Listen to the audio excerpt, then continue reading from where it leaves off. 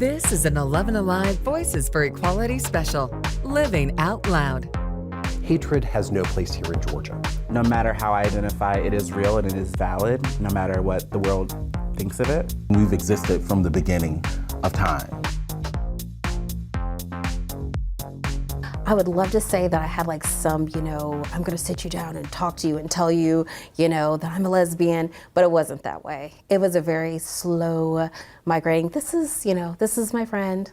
And I did not know, honestly, if my family would grow with me as I journeyed through where I am today. My coming out story was different. My family is very open. They welcome everyone. I just got the courage one afternoon. I was just starting to date someone really openly for the first time. And I was sitting there at the table with my mom, just me and her. And I just said, well, I just want you to know that, I'm a lesbian now. I'm dating a woman. I remember telling my grandmother first, and then I told my mother. And I think very similar to, many Black and brown folks across our beautiful country, I think I've had series of coming out stories. When we came out, we experienced maybe like silence from our loved ones and different family members. And I think about what that space of silence can do to a young person. I come from a really deeply religious family. All of my family is in the church, and that's how they took it well. They gave you the I still love you part of it, although I don't agree with this. That was sort of how it happened. And so my mom asked my friend, she's like, I've seen you guys hanging out. Are you dating? What's going on? And she was just like, yeah, I am. And I was like, yeah, you love who you love. And then my mom turned to me and was like, well, who are you loving? I actually came out when I was a freshman in college. So this was actually in the mid-1980s. I had just turned 19 years old, and I was away from my small town and away from my family for the first time. And I was a theater student, and so it really was a very nurturing environment to come out. I don't ever remember really being in the closet, but I did officially come out in 1996. And I remember that year because it was the year before Ellen came out. So I didn't have a blueprint. I didn't have a roadmap for coming out, but it was just something that I knew I absolutely had to do. Mine was very interesting. I came out a little bit later. As time progressed, we, kind of had some of the challenges that normally, progress, especially Black Southern Christian household. So, we had some of those challenges, but we're working through it, and we're definitely in a better place. My father, on the other hand, that was even later. So I was assigned female at birth, and I always was very tomboyish in my dress. And my mother was okay with that until I got my first job, and I went to Walmart and I bought some SpongeBob boxers, and she was doing laundry, and I'm also an only child. So she's just like, whose boxers are these?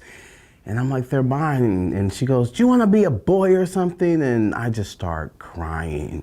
And I ran to my room, and she came upstairs and she goes, whoever you are is okay. My mother died when I was 15. About 3 months before she died, she started telling me that all boys grow differently. And I had no idea what she meant. But she started telling me the origin story of my name, and my mother named me Ashley Jamel. And she said she wanted to give me the autonomy to decide who I would be, because she always felt that there were two spirits inside of me, and she wanted to allow me to choose. My second coming out story was when I decided to transition, when my mother's words finally made sense, that, oh, she recognized that I was trans. She didn't have the language for that, but she saw me for who I was. I had to come out because I was taking a new medication because I'm living with HIV, and I had this reaction to it, and I had to tell my family, okay, I know what's going on, but I have to also give you the background on how we even got here. So I sat my parents down, who were divorced at the time, my little brother, and I said, hey, I'm gay, and I have been through some abusive relationships, and I am also living with HIV.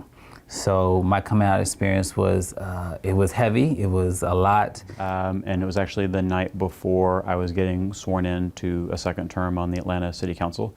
I wrestled with whether or not to make a public pronouncement. As a former teacher here in Atlanta and as a former school board member, I thought a lot about the students I had either taught at Carver or seen as a board member. And then I thought a lot about the students who showed no hesitation at all in living exactly and authentically who they were.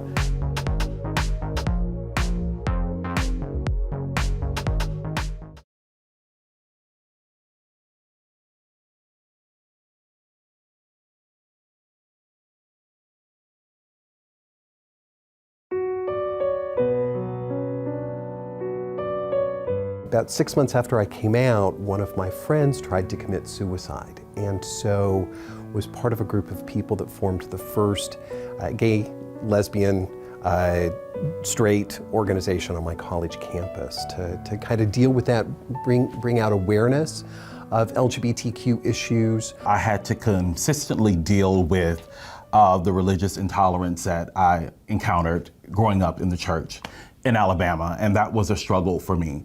And then I thought about students who probably were, but either hadn't figured that out for their own yet or had figured it out but were afraid to talk about it or show it or express it, either because of the way that might be perceived at school or the way that they were treated at home. We oftentimes have expectations set for ourselves, and just allowing yourself the opportunity to take a path that you probably may not have expected to take, or making a mistake and giving yourself grace for making that mistake because you're a human being. I've dated women, men, just trying to figure out, everything. Then I realized oh, you know what, it's okay to be bisexual.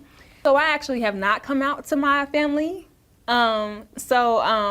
I don't want to say I didn't care, but I really was trying to fill a void in my life because I hadn't spoken to my family in over 3 years. I knew that I had steps to make in order to get myself out of that situation. So I went on ahead and I was like, okay, let me go ahead and go to this thrift store, lost and found thrift store. I came there really, really lost, and I didn't know what I was gonna do, how I was gonna do it, but they gave me the resources and they gave me, just a little bit of hope to keep it going. I was pretty much in middle school. I didn't really know what gay was. I guess I kept it to myself as good as I could, but I was pretty much bullied about it. Slowly but gradually coming out, it's oh yeah, I'm gay. Oh, these are what pronouns are. This is how I identify. And I became more comfortable with myself. It wasn't easy, actually. Wouldn't take medication, and my parents would tell me, hey, you can't go through life without taking medication. And I guess I had one too many one too many manic episodes, and my parents was like, hey, we can't do this anymore. They're getting up in age, I'm getting up in age.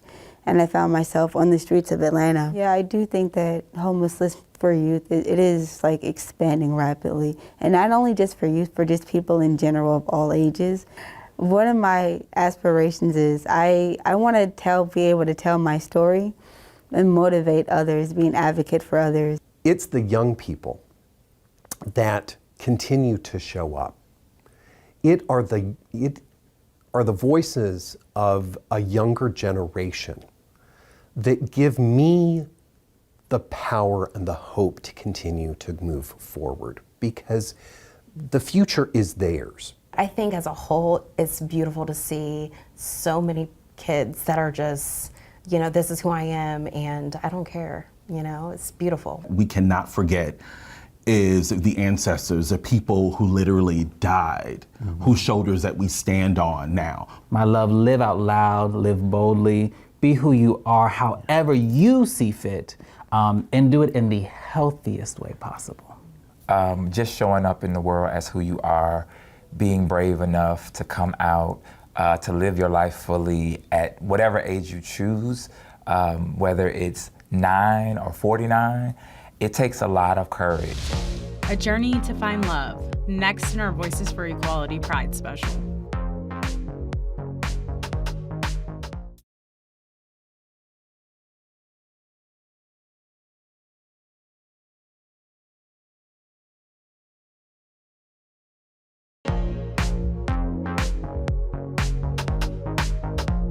She comes out of the airport doors at Hartsfield-Jackson, and I'm waiting on the curbside to pick her up, and when she walked towards me, I said to myself, that's her, that's my wife. And we were inseparable ever since that moment. It was something I never imagined would have happened to me, and I mean, we did it. A decade later, we're still here. The one rule I did have was, I said, you know, been there, done that. I'm not living with somebody until we are actually engaged or married. I wasn't willing to bend on that. We were the successful U-Haul couple. We did. For sure. Probably one of a few, right? It was a fairy tale to me because she definitely respected my wishes and what I really wanted, and that meant the world to me. We met on Tinder. Okay. Believe it or not. This was November of 2020, still in the thick of the pandemic. And so we met up for lunch that day at Pond City Market, and we had Chinese food, and we always joke that the other must have put something in our food. We have been inseparable ever since. So he definitely put something in my shrimp fried rice. No, you put something in my chicken fried rice. I can't get away from him. So for me, it's very different because it's more open as far as the communication. Yeah. So there's nothing that's off the table, even if we have to have those hard conversations, or not even hard conversations, but challenging conversations, we're able to do that. I love that he came to me healed. And that was so important because he had done the work. There was a level of honesty from our very first date that I never experienced with anyone else. The more obvious things to people that know us would be that I've only ever dated women. And I had never been with a trans man before, so that was something very new to me. Falling in love with Jamel taught me so much about myself. It allowed me to open up my mind to realize that it's not just about body parts. I was lucky enough to have just an amazing love story. My husband and I, we met when we were college students. We met when we were both 19. And so we were able to literally grow up together. We were able to spend 32 amazing years together, and we were partners in so much of what we did. We were both street activists with ACT UP, then we both worked for several years on the front lines in HIV and AIDS. One morning I went to wake him up and he just collapsed into my arms and died right there. And so while there's sadness to it, I was there for him at the end. So we were the first ones kind of charting this journey, and we got doors slammed in our faces. Still today, so many young people say, I saw your wedding, and that was the first wedding I saw. It's so meaningful to be like that example that I wanted for myself, to be that for other people. So I can understand the fear and the hesitation around getting married, especially with some of the decisions that have come out of the Supreme Court lately. But I want to go back to having that optimism and that hopeful attitude. At that time, it wasn't legal, you know, everywhere. It was just a few states, New York being one of them. And we just decided to elope. I knew that I wanted to take her last name, but because the states that both of us had residency in, neither of them recognized same-sex marriage. And so many folks are concerned about that freedom being taken away from us at some point in the future. And I understand that from a very firsthand point of view. People would lose their homes because their partners passed away, and there was not legal recognition of that relationship. And so I know how bad it has been in the past. And my experience dealing with the pain of his loss, at least I had the respect of institutions, banks, insurance companies, utilities, everything I had to work with they all took a moment. It shows again how far we've come, that every single person, regardless of what their political beliefs or religious beliefs were on the other end of the phone, was there to help me through this time of crisis. Next, how to live in full color.